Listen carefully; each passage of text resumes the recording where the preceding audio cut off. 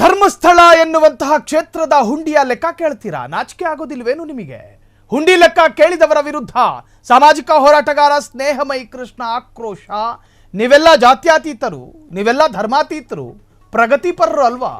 So ಎಲ್ಲ ಧಾರ್ಮಿಕ ಸಂಸ್ಥೆಗಳ ಲೆಕ್ಕ ಕೇಳಿ, ಬರೀ ಧರ್ಮಸ್ಥಳದ ಯಾಕೆ? ಹುಂಡಿ ಲೆಕ್ಕ ಕೇಳಿದವರ ವಿರುದ್ಧ ಸ್ನೇಹಮಯಿ ಆಕ್ರೋಶ, ಸ್ನೇಹಮಯಿ ಕೃಷ್ಣ ಆಕ್ರೋಶ. ನೀವೆಲ್ಲ ಜಾತ್ಯತೀತರು ಅಲ್ವಾ, ಧರ್ಮಾತೀತರು, ನೀವು ಪ್ರಗತಿಪರರು ಅಲ್ವಾ ಅಂತೇಳಿ ಕುಹಕ ಮಾಡಿದ್ದಾರೆ. ಎಲ್ಲ ಧಾರ್ಮಿಕ ಸಂಸ್ಥೆಗಳ ಲೆಕ್ಕವನ್ನ ಕೇಳಲು ಧೈರ್ಯ ಇಲ್ವಾ?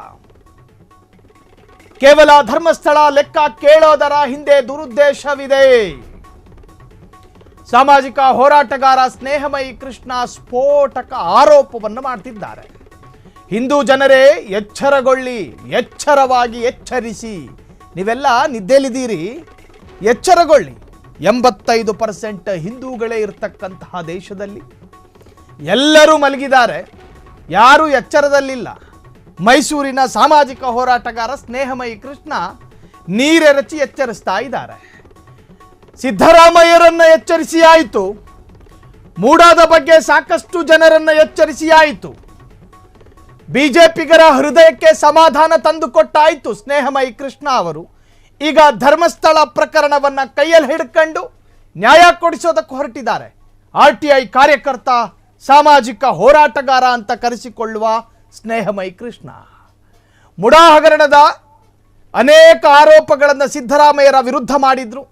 ಆ ಆರೋಪದ ವಿಚಾರಗಳು ಇನ್ನೂ ಕೂಡ ನ್ಯಾಯಾಲಯದ ಅಂಗಳದಲ್ಲಿದೆ. ಸೊ ಈಗ ಸಿದ್ದರಾಮಯ್ಯನವರು ಸ್ನೇಹಮಯಿ ಕೃಷ್ಣರ ಚಾಪ್ಟರ್ನಲ್ಲಿ ಇಲ್ಲ. ಈಗಿರೋದು ಧರ್ಮಸ್ಥಳ. ಹಿಂದೂ ಜನಸಾಮಾನ್ಯರೇ, ಹಿಂದೂ ನಾಗರಿಕರೇ, ಎಚ್ಚರಗೊಳ್ಳಿ, ನಿದ್ದೆ ಮಾಡಬೇಡಿ. ಎಚ್ಚರಗೊಂಡು ಎಚ್ಚರಿಸಿ ಯಾರನ್ರಿ ಸ್ನೇಹಮಯಿ ಕೃಷ್ಣ ಸಾಹೇಬ್ರೆ? ಬರೀ ಧರ್ಮಸ್ಥಳದ ಹುಂಡಿಯ ಲೆಕ್ಕ ಕೇಳ್ತೀರಿ, ಉಳಿದ ಧಾರ್ಮಿಕ ಸಂಸ್ಥೆಗಳ ಲೆಕ್ಕ ಕೇಳಿ, ದರ್ಗಾದ ಲೆಕ್ಕ ಕೇಳಿ ಅಂತ ಹೇಳ್ತಿರೋದು ಸ್ನೇಹಮಯಿ ಕೃಷ್ಣ. ದೊಡ್ಡ ದೊಡ್ಡ ಇಗರ್ಜಿಯ ಹುಂಡಿಗೆ ಬರುವ ಹಣದ ಲೆಕ್ಕ ಕೇಳಿ ಅಂತ ಹೇಳ್ತಿರೋದು. ಮದರ್ ತೆರೇಸಾದಂತಹ ಚರ್ಚ್ಗಳ ಹುಂಡಿಯ ಲೆಕ್ಕ ಕೇಳಿ ಅಂತ ಹೇಳಿದ್ದು ಸ್ನೇಹಮಯಿ ಕೃಷ್ಣ. ಪ್ರತ್ಯೇಕವಾಗಿ ಅವರು ಹೇಳಿಲ್ಲ ಅಂದ್ರೆ ಏನು, ನಾನು ಹೇಳ್ತೀನಿ. ದರ್ಗಾಗಳಲ್ಲೂ ಕೂಡ ಹುಂಡಿಗಳಿರ್ತಾವೆ ನೋಡಿ, ಅಲ್ಲಿಗೂ ಜನಸಾಮಾನ್ಯರು ದುಡ್ಡು ಹಾಕ್ತಾರೆ. ಬೇರೆ ಬೇರೆ ಕಡೆಗಳಿಂದೆಲ್ಲ ದುಡ್ಡು ಬರುತ್ತಲ್ಲ, ಆ ಹುಂಡಿಯ ಲೆಕ್ಕವನ್ನು ಕೂಡ ಕೇಳಿ ಅಂತ ಹೇಳ್ತಾ ಇರೋದು ಸ್ನೇಹಮಯಿ ಕೃಷ್ಣ.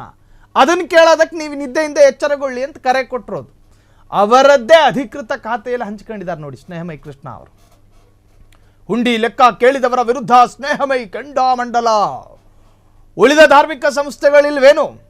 ಅದ್ರದ್ದು ಲೆಕ್ಕ ಯಾಕೆ ಕೇಳಲ್ಲ? ಅಂಜುಮನ್ನ ಯಾಕೆ ಲೆಕ್ಕ ಕೇಳಲ್ಲ ನೀವು?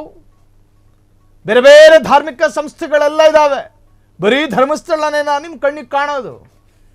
ಈಗ ಚರ್ಚೆಯಲ್ಲಿರೋದು ಅದೊಂದೇ ತಾನೇ ಸಾಹೇಬ್ರೆ?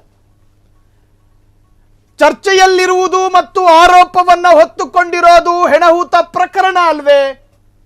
ಹೆಣಹೂತ ಪ್ರಕರಣದ ಬಗ್ಗೆ ಸಾಕಷ್ಟು ಪ್ರಶ್ನೆಗಳನ್ನು ಕೇಳಬಹುದಲ್ವೇ? ಹುಂಡಿಗೆ ಯಾಕೆ ಹೋಗ್ತಾರೆ ಜನ ಅಂತ ಹೇಳಿ ಸ್ನೇಹಮಯಿ ಕೃಷ್ಣ ಆಕ್ರೋಶವಾಗಿ ಮಾತನಾಡಿದ್ದಾರೆ. ಎಲ್ಲ ಧಾರ್ಮಿಕ ಸಂಸ್ಥೆಗಳ ಲೆಕ್ಕವನ್ನು ಕೂಡ ಕೇಳೋದಕ್ಕೆ ನಿಮಗೆ ಧೈರ್ಯ ಇಲ್ಲ. ಕೇವಲ ಧರ್ಮಸ್ಥಳದ ಲೆಕ್ಕ ಕೇಳೋದರ ಹಿಂದೆ ದುರುದ್ದೇಶವಿದೆ. ಹೋರಾಟಗಾರ ಸ್ನೇಹಮಯಿ ಕೃಷ್ಣ ಸ್ಫೋಟಕ ಆರೋಪ. ಹಿಂದೂ ಜನರೇ ಎಚ್ಚರಗೊಳ್ಳಿ, ಎಚ್ಚರವಾಗಿ ಎಚ್ಚರಿಸಿ, ನಮ್ಮ ಅಸ್ತಿತ್ವವನ್ನು ಉಳಿಸಿಕೊಳ್ಳೋಣ ಎಂದು ಮೈಸೂರಿನಿಂದ ಸ್ನೇಹಮಯಿ ಕೃಷ್ಣ ಸಾಮಾಜಿಕ ಹೋರಾಟಗಾರ ಕರೆ ಕೊಟ್ಟಿದ್ದಾರೆ. ಕ್ಷಣ ಕ್ಷಣದ ಸುದ್ದಿಗಳಿಗಾಗಿ ಫ್ರೀಡಂ ಟಿವಿ ಸಬ್ಸ್ಕ್ರೈಬ್ ಮಾಡಿ, ಲೈಕ್ ಮಾಡಿ ಹಾಗೂ ಫಾಲೋ ಮಾಡಿ. ಹೊಸ ಸುದ್ದಿಗಳ ನೋಟಿಫಿಕೇಶನ್ಗಾಗಿ ಬೆಲ್ ಐಕಾನ್ ಮೇಲೆ ಕ್ಲಿಕ್ ಮಾಡಿ.